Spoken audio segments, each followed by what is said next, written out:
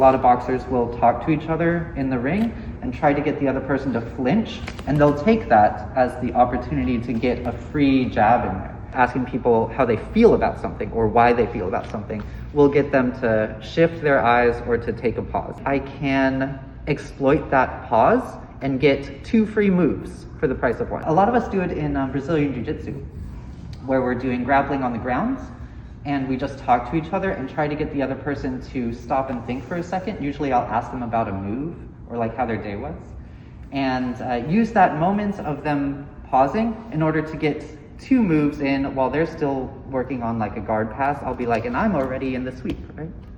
So we'll just do that right now with grip breaks. There's a lot of grip break techniques that are just powering out of this stuff, maybe circling out, but eventually circling out and ripping, or pushing someone back and ripping. These are all escalatory techniques where I am assuming that this interaction can only escalate, that I don't mind that it's escalating.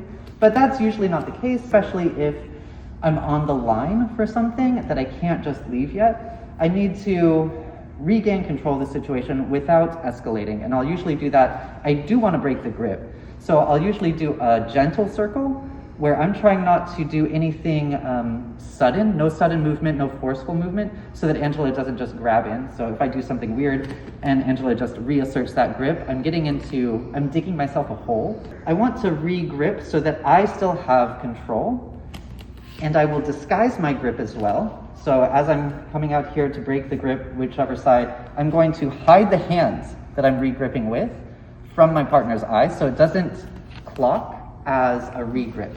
I'm not just re-gripping so that I have control. I'm re-gripping so that I don't necessarily break the feeling that we're interacting in the same way. Even though Angela's hand has slipped off, I've maintained a connection, so it feels like we're having the same type of interaction now. But Angela doesn't have a choice about whether or not we stay engaged now. That's all mine. You could do this for any sort of grip. So right now we're doing like wrist grips, but we could go off of anything else. A deep grip like this, I might break on this side. This is now very complicated. I might switch over so that that grip disappeared. Somehow I got back into gossipy cheerleader. I love the Russian 2-on-1. So everybody who's watching, see if you can also pay attention to what happens to our eyes. For this exercise, I'm gonna say, anytime that I can get Angela in conversation to think and I can see movement in her eyes, then I'm going to reverse the grip, and then it's her turn. And then she can reverse the grip on me.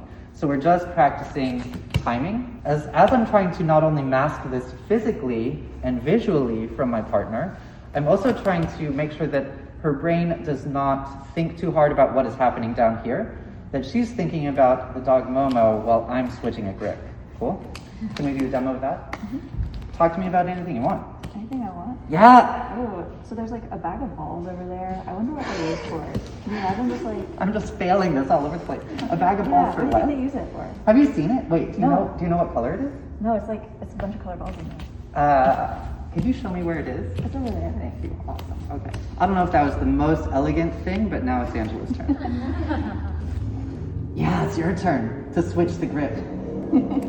We just keep having a conversation, but you don't get to fuck. The first time I taught clarifying questions, the students caught me so off guard after it was over. I thought class was over. I was walking away. They were like, wait, so what is a clarifying question again?